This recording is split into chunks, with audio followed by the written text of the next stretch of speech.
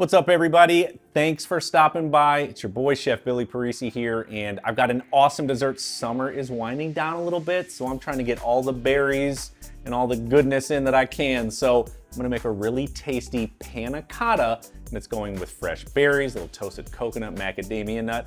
We'll make it nice and foo-foo for you.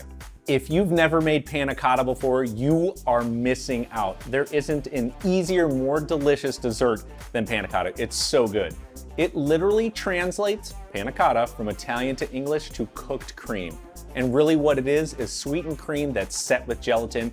If you've never worked with gelatin before, yes, you have. You've eaten Jell-O. I don't care who you are, you've eaten Jell-O at some point in your life. That's seriously what we're making. Super easy, super tasty. Follow along, let's get in it. We're gonna add some heavy whipping cream right to a pot. Now we wanna sprinkle on some unflavored gelatin, put it all over the cream, and it will sort of curdle up. Look like wrinkly skin, kind of. I don't know what the best way to say that is, but that's what it looks like. At this point, we're gonna whisk it in. We're gonna add in some coconut cream for some amazing flavor.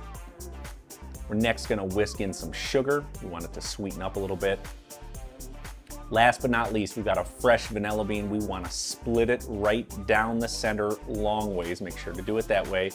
And then using the knife, scrape out all the beans, all the goodness, all that flavor right out of that bean. Put it right into the cream, give it a whisk. Let's head over to the burner. On medium heat, we wanna scald this milk. We wanna dissolve all the ingredients, the gelatin, the coconut milk chunks, everything while whisking it. As soon as it's scalded, which takes about 4 to 5 minutes or so, head over to a blender and pour this mixture right in there. I wanna add some bananas to this panna cotta because I want it to be more flavorful. So go ahead and add 2 bananas right in there. Make sure to remove the little insert cap to the top of the blender. Put that on there because it's hot. This thing can explode if you do not remove that cap. It is crucial.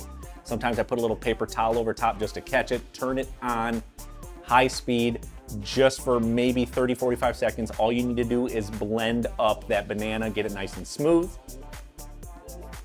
Let's next transfer it over by straining it into a pourable container. I've got a chinois, which is a very fine mesh strainer.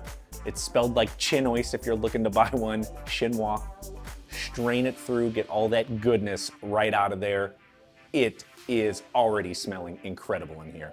So panna cotta most of the time is usually just vanilla or chocolate. That's why I incorporated the banana. I put some of that coconut milk in there. It's one of those incredibly versatile recipes that you can get super creative with. So maybe add some rum to this next time, dude. That would be super dope, super tasty. Rum, bananas, coconut milk. I mean, dude, come on, bro.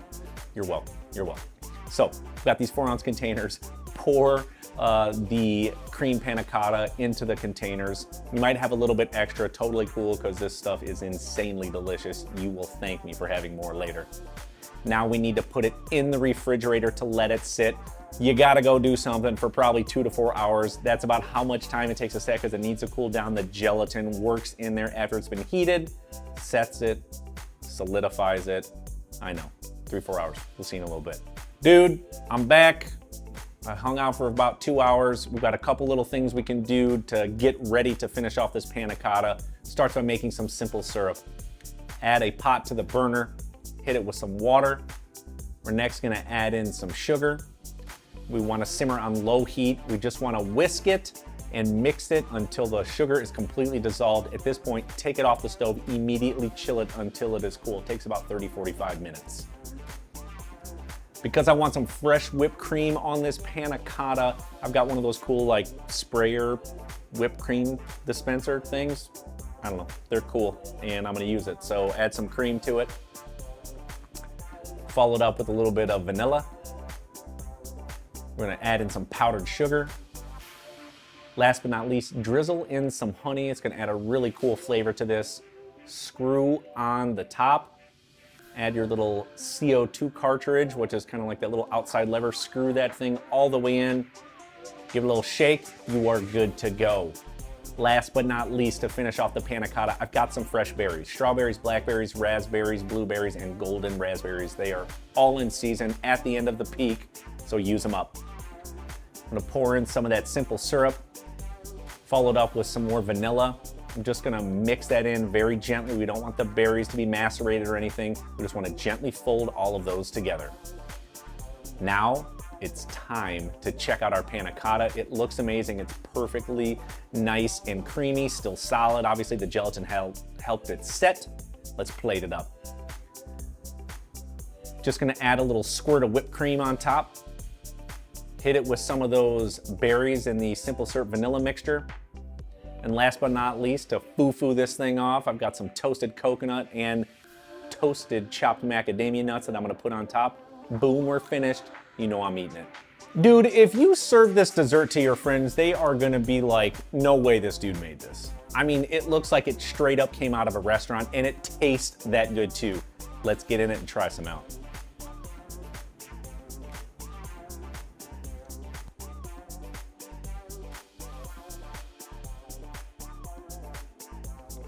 That is so good. It is so smooth. The flavor combos of the bananas and the coconut and the berry. Stop it. It's amazing. Dude, just go make it. We'll see you next week. I gotta go. Dude, I gotta eat it later.